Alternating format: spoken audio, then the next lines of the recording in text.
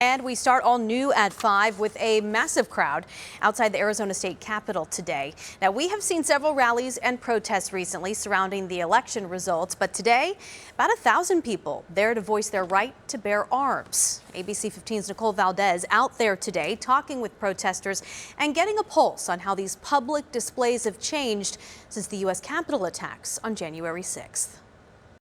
Not be infringed. Outside the state capitol Saturday, most of the people at this event are armed. a whole host of Arizonans. I'm just a mom, single mom, citizen of the U.S., Latina who supported the president. Men, women, kids, alongside bike clubs, even militia groups, all mostly unmasked there, they say, for the same reason. To continue to show our support for the Second Amendment. People have a right to bear arms. There are people who go to gun clubs, practice shooting. Everyone has a right to defend themselves and their property. Most say they're scared that somehow a new president and other government leaders plan to strip away their guns. Of course, what's been going on politically in the country has got a lot of Second Amendment rights people concerned. And it's not reform, it's control. But doing that wouldn't be easy. Changing an amendment would first have to get through Congress to pass. Both the House and the Senate would need a 2/3 majority vote. Then at least 38 states would have to ratify. In the nearly 250 years the U.S. has existed, the Constitution has been amended just 27 times. No amendment has been repealed since 1933 when Prohibition ended.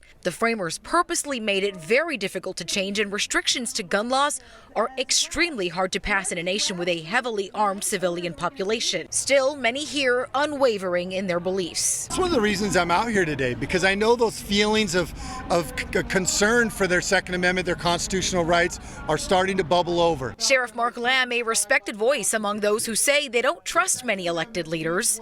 He took the stage Saturday, just as he did on January 6, cheering on those who protested the counting of electoral votes in Congress, certifying Joe Biden's win as president. I want to give people peace of mind and hope that we can do this in the way that the Founding Fathers prescribed, and that's through voting. That's for being active in your community, letting your voice be heard. We're here to talk about the gun control debate. But among the crowd, games, and food trucks, some known far-right militia groups we've told you have made a presence in our state. The Proud Boys, 3%ers, Oath Keepers, and more, all among the crowd, heavily armed. I think there's a presence of extremists in our state, as there are in any other state. Just last week, 6 members of the Oath Keepers indicted for the riot at the U.S. Capitol on January 6, but those we spoke to quick to separate themselves. I'm not going to deny that there were bad apples there, and I was the first, and so many other conservatives were the first to call them out and say this is wrong. When that was going down, I was absolutely mortified. We were talking like,